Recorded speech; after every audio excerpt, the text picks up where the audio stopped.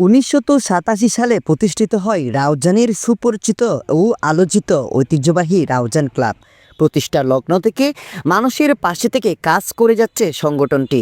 অসহায়, গরিব, হতদরিদ্র থেকে শুরু করে নিঃস্ব মানুষের চিকিৎসা সেবা, রোগাক্রান্ত, চক্ষু রোগ, ডেউটিন প্রদান এবং বিবাহতে নগদ অর্থ সহায়তা করে আসছে।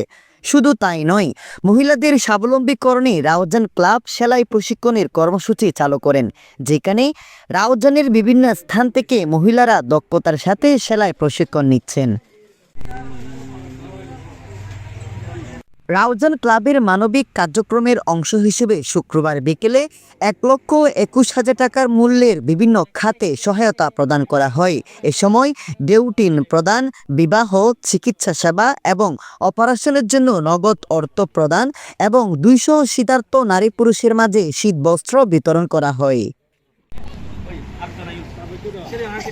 এ সময় কর্মসূচির উদ্বোধন করেন মানবিক ডাক্তার হিসেবে পরিচিত রাউজান ক্লাবের প্রতিষ্ঠাতা এবং সভাপতি ডাক্তার মোহাম্মদ উমর ফারুক।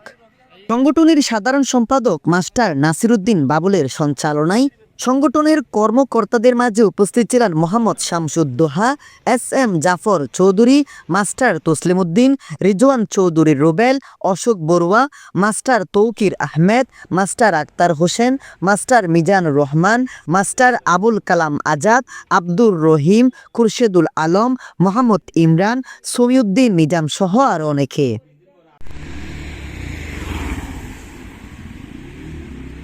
একই দিনে সকাল ও বিকেলে বিশেষজ্ঞ ডাক্তারদের অংশগ্রহণে চিকিৎসা সেবা প্রদান করা হয়।